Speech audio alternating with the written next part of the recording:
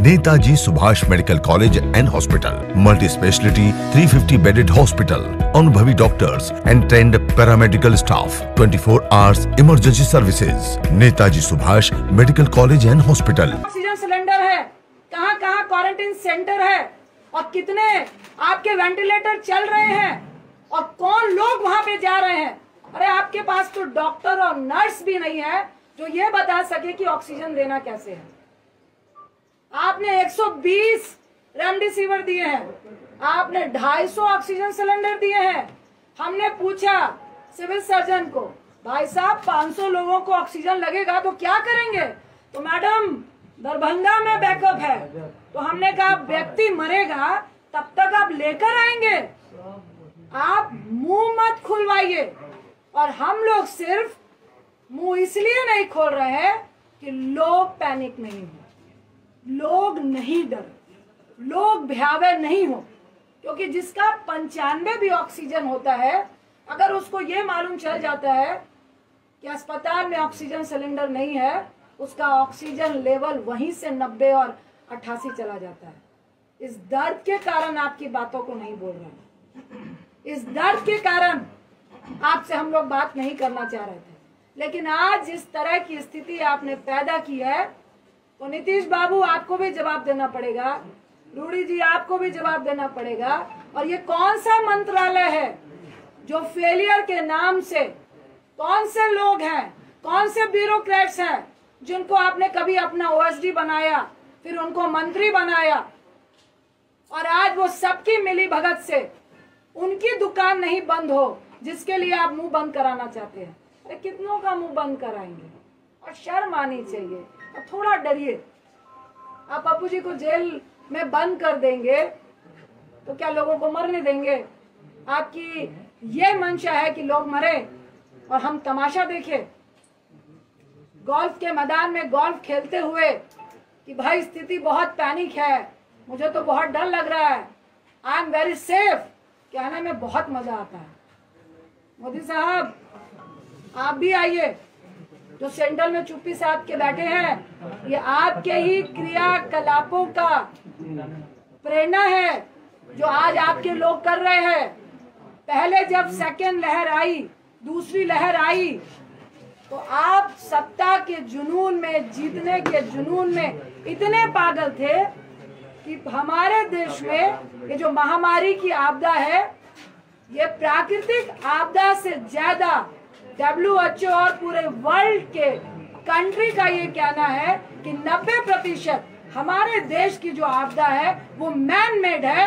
आपके प्रधानमंत्री, आपके सत्ताधारियों ने इसको जबरदस्ती फैलाने का काम किया है, लोगों को मारने का काम किया है। और आपको शर्म नहीं आ रही कि उस बीच में अगर कुछ लोग अपनी जान की परवाह किए बगैर आपकी मदद करना चाहते हैं तो आप जेल खेल रहे हैं, आप राजनीति खेल रहे हैं, आप लॉबी खेल रहे हैं। देखिए, मुझे लॉबी खेलने का कोई शौक नहीं है, ना इस वक्त राजनीति खेलने का शौक है, और ना ही जो खेलेगा उसको खेलते देते रहने का, देखने का शौक है।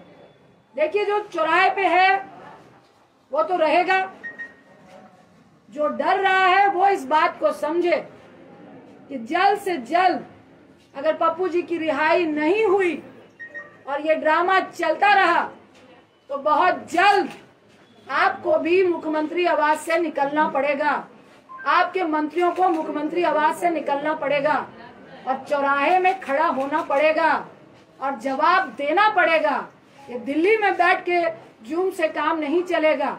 अगर आज आप फर्जी केस में पप्पू जी को जेल में डाल के ये जो प्रशासन और डॉक्टर का खेला खेल रहे हैं, 3 दिन से उनको पटना से मधेपुरा, मधेपुरा से वीरपुर, और अभी प्रशासन और डॉक्टर के सूत्रों से हम बता रहे हैं कि उनको दरभंगा आप भेज रहे हैं। और उसमें डॉक्टर बोल रहे हैं कि हमने लिखा है कि higher medicine, higher doctor facility की रिक्वायर। अब प्रशासन जाने की उनको कहाँ भेजना है, प्रशासन कह रहा है कि डॉक्टर जाने की उनको कहाँ भेजना है। अरे आपका तो एक भी हॉस्पिटल में ऑक्सीजन सिलेंडर नहीं है।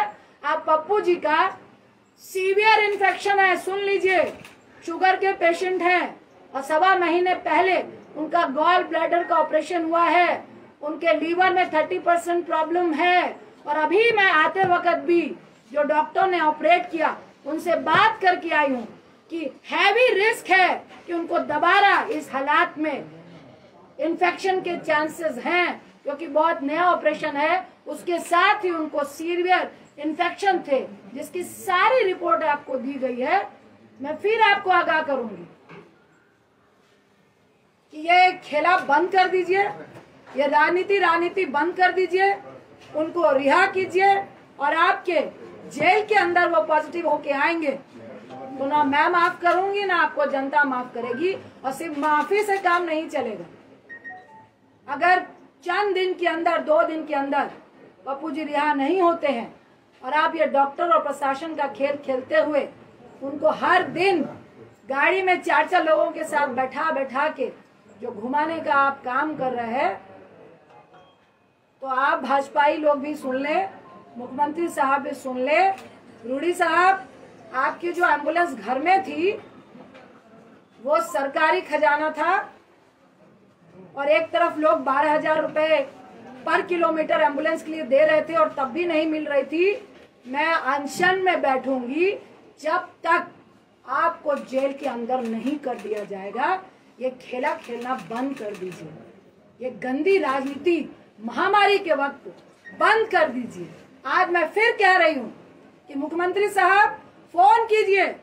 अगर आपको लगता है कि कोई मदद करने में राजनीति कर रहा है, मुझे फोन कीजिए, पप्पू जी को फोन कीजिए और बताइए कि पप्पू जी मदद कीजिए, महामारी है, हम सब मिलके काम करेंगे। लेकिन ऐसे मत कीजिए जहां आपको लग रहा है राजनीति हो रही है।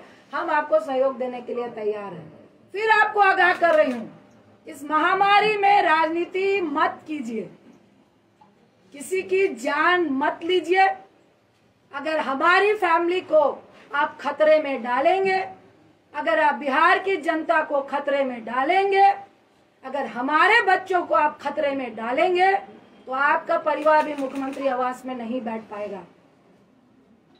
आपका बेटे की मैं रिस्पेक्ट करती हूँ, भूल हो गई, आपका पूरा परिवार नहीं है, लेकिन मैं टिप्पणी नहीं करूंगी। भाजपाइयों का परिवार है, जो मॉडलिंग करते हैं उनका परिवार है, और मुझे सबके परिवार के लिए दया है और सबके परिवार की फिक्र है। इसीलिए हम लोग चुपचाप बैठे थे, इसीलिए आज मेरा बेटा यहाँ नहीं आया, क्योंकि मैंने अपना रिस्क लिया, उसका नहीं लिया कि बेटा रुक जाओ, पैंडेमिक चल रहा है। और ये बहुत गुंडाई राज वाले लोग हैं, किसी की परवाह नहीं है। जब जनता को ये कीड़े मकोड़े समझते हैं तो हम लोग की क्या औकात है। लेकिन औकात उसी की होती है जो गोल्फ लिंक में बैठकर गोल्फ खेल रहा होता है और पेस्ट्री होता है, जो सड़क पे होता है, उसको औकात दिखाने की कोशिश नहीं कीजिएगा। मैं इतना ही क्या कि मुख्यमंत्री साहब, अब ये राजनीति बंद कर दीजिए। उनको इस फर्जी केस से वीडियो वायरल हो रहे हैं, वो सब दिख चुका है कि वो फर्जी केस है, उनको रिहा कीजिए और हम लोग सब मिलकर इस महामारी से लड़िए। क्योंकि एक तरफ आप इतनी घटिया राजनीति कर रहे हैं और दूसरी तरफ तीसरी लहर की बात इस देश में हो रही है, उसकी चिंता कीजिए। अपनी राजनीतिक रोटियां सेकने की चिंता मत कीजिए। अगर आपको डर लग रहा है उनके कद से, तो चुनाव अभी बहुत दूर है, तब तक जनता भूल जाती है। ये आपको हम लोगों से ज्यादा मालूम है, इसलिए महामारी की फिक्र कीजिए, राजनीति की फिक्र मत कीजिए। बहुत बहुत धन्यवाद। मैम, हाईकोर्ट में याचिका भी इसे खारिज कर दिया गया है, जो जानकारियां हमें मिल रही है। देखिए, वो खारिज नहीं है, उन्होंने कहा कि आप प्रोसेस से आइए। ये देखिए, हमको सबसे पहले मैं कहूंगी कि मुझे कोर्ट पे पूरा विश्वास है, न्यायपालिका पे पूरा विश्वास है। इन्होंने सोची समझी साजिश से इनको जेल भेजा, क्योंकि 17 तक कोर्ट बंद है और कोई भी मैटर इस तरह से सुना नहीं जा रहा है। लेकिन आज हम लोगों ने मेंशन किया है, इन्होंने तो सुप्रीम कोर्ट की भी धज्जियां उड़ाई है। सुप्रीम कोर्ट ने कहा है कि इवन 7 साल से नीचे वाला भी कोई मुजरिम भी है, उस पे भी अगर जेल जाने की नौबत आती है तो आप इस पैंडेमिक में उसको जेल नहीं ले जाएंगे। और अगर कोई जेल में है भी तो उसको 90 दिनों की आपको पैरोल देनी है। सही मायने में कानूनी तरीके से जब इनको मधेपुरा भेजा गया तो मजिस्ट्रेट को ही खड़े खड़े इनको बेल दे देनी चाहिए थी, लेकिन ये रणनीति है। और मैं नहीं चाहते हुए मैं कहूंगी कि दबाव में है। वहाँ पे कुछ हो रहा था लेकिन रात के 8 बजे नहीं हुआ। ये लोग खरीद रहे हैं और इनको जबरदस्ती इस मंशा से तंग किया जा रहा है कि पप्पू जी तंग हो, 4-5 दिन रहे, उनको भी महामारी से डर लगे, उनको भी जेल से डर लगे। जब वो डर जाएंगे तब हम देखेंगे। ये एक षड्यंत्र चल रहा है और इसमें सुप्रीम कोर्ट की भी धज्जियां उड़ाई जा रही हैं। आज हम लोगों ने मेंशन किया है डॉक्टर मेडिकल को लेके ही कि सुप्रीम कोर्ट का हवाला देते हुए इनको जमानत मिलनी चाहिए। आपने 4 लोगों को सड़क पे खड़ा करने की बात कही थी, नाम मेंशन नहीं किया आपने। देखिए, जब खड़े होंगे तो आप खुद देख लेंगे कौन कौन मंत्रालय इस पैंडेमिक में फेलियर है और किन किन नींद हराम हो रही है और किसका माफियाओं से और इस ड्रग्स माफियाओं से बिजनेस चल रहा है, वो पूरा बिहार जान रहा है। मैडम, आप बिहार में है, आप कब तक बिहार में रहिएगा मैडम? भी बंद करा दिया गया है, बहुत जगह लोग जो है खा नहीं पा रहे हैं, जो खाना मिलता था उसको। देखिए, ये मैं कहूंगी कि महामारी में बहुत ही घटिया किस्म की राजनीति हो रही है। हम लोग का खाना अभी भी बन रहा है लेकिन वो परमिशन नहीं दे रहे हैं, पास नहीं दे रहे हैं। हम लोग फिर पास के लिए लगे हैं। मैडम, आप कब तक बिहार में पास हैं? नहीं देंगे तो हम लोग कोर्ट जाएंगे। मैडम, कब तक आप बिहार में? मैडम, पप्पू यादव उजागर कर रहे थे काफी खुलासों को, आप उनको कंटिन्यू रखेंगी जो वो कर रहे थे? देखिए, और कहीं प्रशासन भी आप पर ये कार्रवाई कर सकती है? मैं बिहार हूँ, मैं दिल्ली हूँ, मैं कहाँ हूँ, लेकिन आपके अस्पतालों का निरीक्षण लगातार चलेगा और आपके अस्पतालों की पोल अगर आपने सही नहीं की तो वो आप लोग फोटो देखेंगे, उसके वीडियो चलेंगे। जहाँ पे ऑक्सीजन की कमी होगी, जो हम लोग से मांगेंगे उनको ऑक्सीजन मिलेंगे। जहाँ से रेमडेसिविर ब्लैकमेलिंग होगा वहाँ भी उनका पोल खुलेगा और जिनको जरूरत पड़ेगी दवाइयों की वो भी हम लोग देंगे।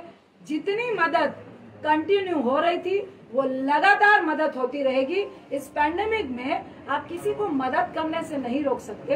ये वैसे सत्ताधारी है, आज पप्पू जी को यहाँ जेल में बंद किया है, वहाँ हमारे कांग्रेस के यूथ अध्यक्ष को तो श्रीनिवासन के घर में जांच हो रही है कि खाना कहाँ से खिला रहे हैं भैया, आप कहाँ से दवाई दे रहे हैं। तो ये गुंडाई राज चल रहा है, मैं फिर कहूंगी पूरे देश में, जिसके खिलाफ हम और आप सबको खड़े होना है। आपने अनशन की बात कही, अनशन कब बैठेंगी? अनशन का कोई दिन तय किया है? कब से जारी है अनशन?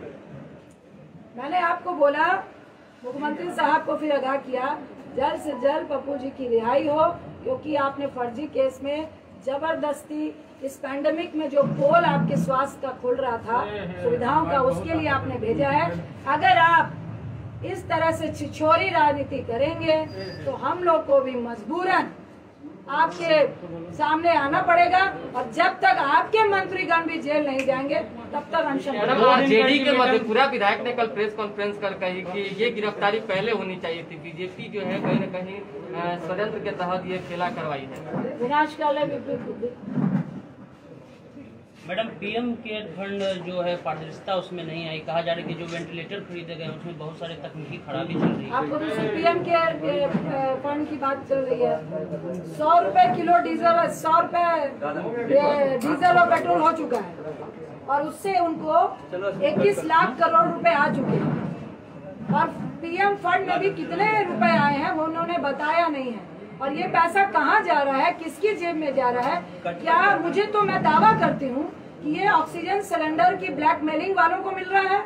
अभी दिल्ली में खान मार्केट में पकड़ाया था 800 जो ऑक्सीजन आपके कंसंट्रेटर है और उनका जो नवनीत कालरा वो बीजेपी और आम पार्टी से मिला हुआ है। ये तो मिली भगती और उन्हीं को पैसे दिए जा रहे हैं कि आप विदेश से मंगाइए 20,000 में और यहाँ पे 70,000 में दीजिए और फिर हमारे पार्टी फंड में भी दीजिए।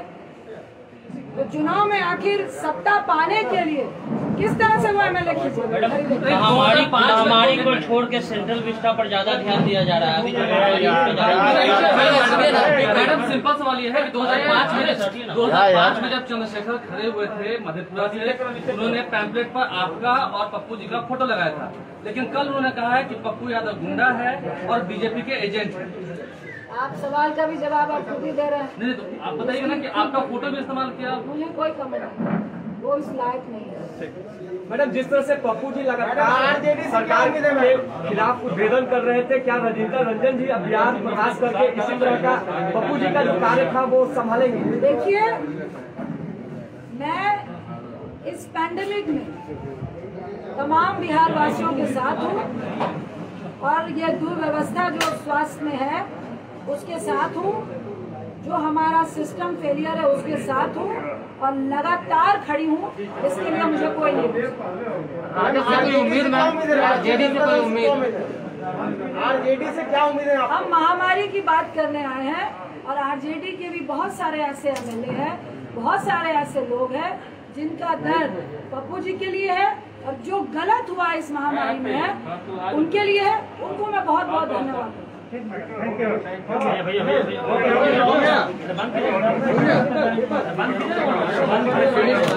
भैया